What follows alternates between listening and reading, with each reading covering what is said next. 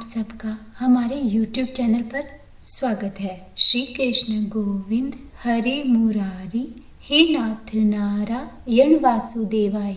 जगत के पालनहार माने जाने वाले भगवान श्री विष्णु की साधना और आराधना के लिए एकादशी की तिथि बहुत ही ज़्यादा शुभ मानी गई है। इसका महत्व तब और भी बढ़ जाता है जब यह चैत्र मास के कृष्ण पक्ष में आती है और पाप मोचनी एकादशी कहलाती है। पाप मोचनी एकादशी के दिन भगवान विष्णु के चतुर्भुज स्वरूप की पूजा की जाती है। हिंदू मान्यता के अनुसार इस एकादशी तिथि पर भगवान श्री विष्णु की पूरे विधि विधान से पूजा करने पर व्यक्ति को पूर्व जन्म एवं वर्तमान में किए गए सभी पापों से मुक्ति मिल जाती है। इस व्रत के पुण्य प्रताप से करने वाले भक्त पर श्री हरि की पूरी कृपा बरसती है और वह सुखी जीवन व्यतीत करता हुआ अंत में मोक्ष को प्राप्त करता है। तो आइए जानते हैं इस पाप मोचनी एकादशी की पूजा विधि के बारे में। जो भी भक्तजन एकादशी का व्रत करते हैं उन्हें दशमी से लेकर द्वादशी तक कुछ महत्वपूर्ण नियमों को मानना जरूरी होता है और उनका पालन करना होता है। और यदि किसी नियम का पालन नहीं हो पाता है तो हमेशा व्रत के अंत में हाथ जोड़कर प्रभु से क्षमा याचना करनी चाहिए, क्योंकि इस बार एकादशी का व्रत 18 मार्च शनिवार को है। इसीलिए दशमी तिथि के जो नियम हैं उनका पालन 17 मार्च शुक्रवार को करना होगा। दशमी के दिन एक ही समय भोजन करना चाहिए और भोजन हमेशा शुद्ध एवं सात्विक होना चाहिए, यानी कि भोजन में लहसुन, प्याज, मांस, मदिरा, मसूर की दाल, कटहल की सब्जी नहीं होनी चाहिए और चावल का उपयोग तो बिल्कुल भी नहीं करना चाहिए और किसी दूसरे के घर का भोजन भी नहीं करना चाहिए। इस दिन ब्रह्मचर्य व्रत का पालन करना चाहिए, शहद नहीं खाना चाहिए। व्रत करने वाले को दशमी की रात्रि में एकादशी व्रत के साथ भगवान विष्णु का ध्यान करते हुए सोना चाहिए। एकादशी का व्रत करने वाले भक्तों को हो सके तो सुबह जल्दी ब्रह्म मुहूर्त में, यानी कि 4:30 से 5:30 बजे के बीच में उठकर स्नान कर लेना चाहिए। पर अगर आप ब्रह्म मुहूर्त में नहीं उठ पाते हैं तो कम से कम सूर्योदय से पहले तो उठकर स्नान कर ही लेना चाहिए। वैसे तो सभी व्रत को बाल धोकर कन्याओं और महिलाओं को करना चाहिए, परंतु हमारे कुछ लौकिक परंपराओं में, रीति रिवाजों में एकादशी के दिन सिर धोना सही नहीं माना गया है। इसलिए उनको दशमी के दिन अपना सिर धोना चाहिए और फिर एकादशी के दिन साधारण स्नान करके अपने व्रत को शुरू करना चाहिए। इस दिन हो सके तो पीले वस्त्र धारण करने चाहिए। फिर उसके बाद सूर्य देवता को ओम सूर्याय नमः मंत्र का जाप करते हुए जल अर्पित करना चाहिए। गौ माता को रोटी खिलानी चाहिए और तुलसी माता में दीपक जलाना चाहिए।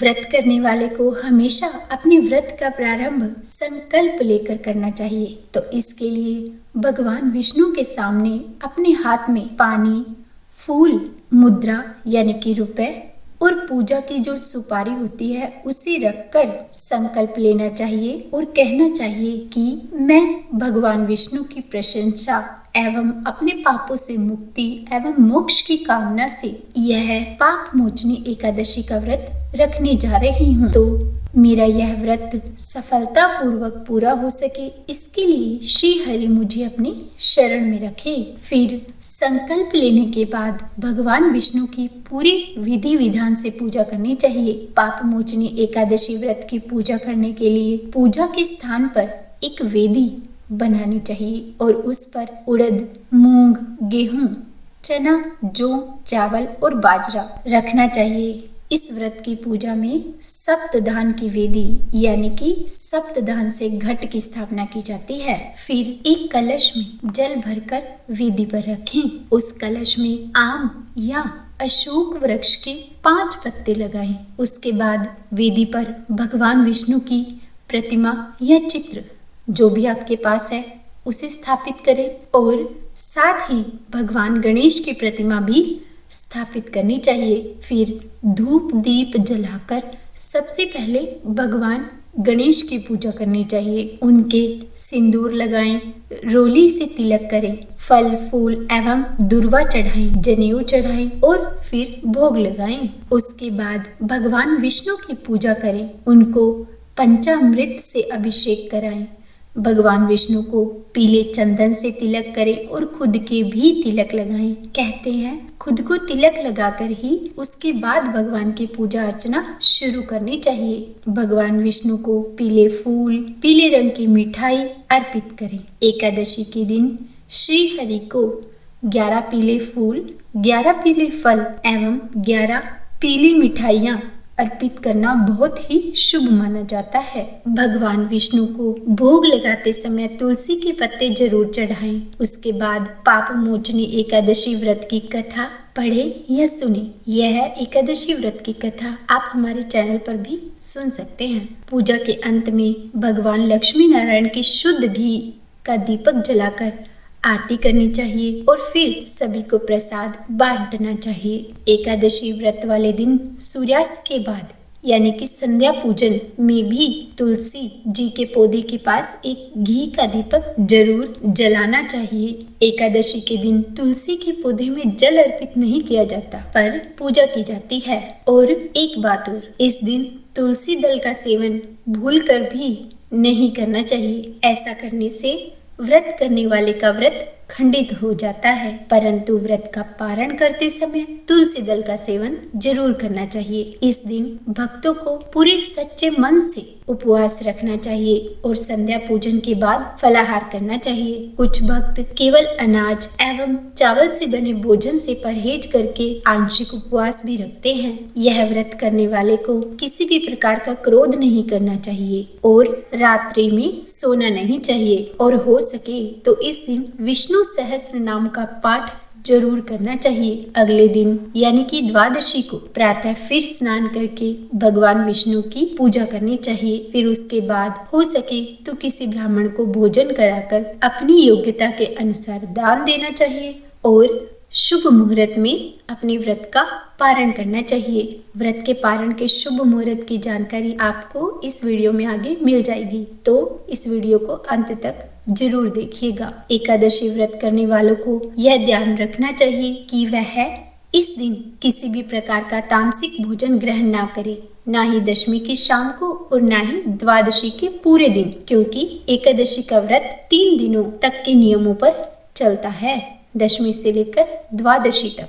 एकादशी का व्रत करने वालों को दान करना जरूरी होता है। दान में अपनी सामर्थ्य अनुसार आप कुछ भी दान कर सकते हैं, जैसे कि किसी भी ब्राह्मण को एक समय का भोजन, भूखे को भोजन, दक्षिणा या मौसमी फल, वस्त्र, कुछ भी। कुछ लोग इस दिन सिद्धा भी निकालते हैं, इसे किसी के घर दे दिया जाता है। इस प्रकार आपकी जो भी श्रद्धा हो, आपकी जो भी सामर्थ्य हो, दान जरूर करना चाहिए। पाप मोचनी एकादशी होली, रंग पंचमी और नवरात्रि के मध्य आती है। वर्ष 2023 में यानी कि इस साल चैत्र माह के कृष्ण पक्ष की यह पाप मोचनी एकादशी का व्रत 18 मार्च शनिवार को रखा जाएगा। यह एकादशी प्रारंभ होगी 17 मार्च शुक्रवार की दोपहर 2:08 पर और समाप्त होगी 18 मार्च शनिवार की सुबह 11:14 पर। तो इस प्रकार एकादशी के व्रत को द्वादशी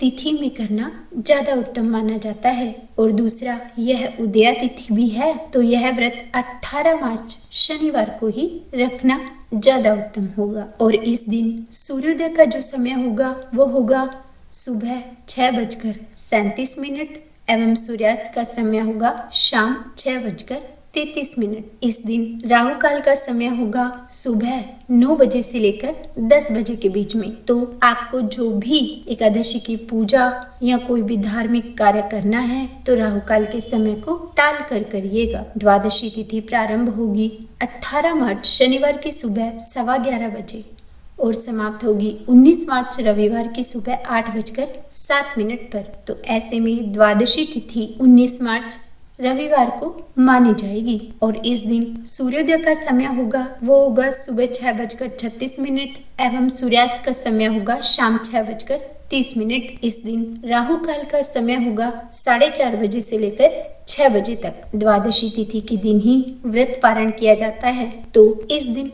व्रत पारण का जो शुभ मुहूर्त होगा वो होगा 19 मार्च रविवार की सुबह 6:37 से लेकर 8:07 तक। तो यही वो समय होगा जिसके बीच आपको अपना उपवास खोल लेना चाहिए। उम्मीद है आपको यह जानकारी पसंद आई होगी। तो अगर आप पाप मोचनी एकादशी व्रत की कथा सुनना चाहते हैं और इस दिन किए जाने वाले सागार के बारे में जानना चाहते हैं तो हमारे चैनल पर आगे आने वाले वीडियोस को जरूर देखिएगा। और हाँ, अगर आपने अभी तक मेरे चैनल को सब्सक्राइब नहीं किया है तो सब्सक्राइब भी कर लीजिएगा। तो बोलिए विष्णु भगवान की जय।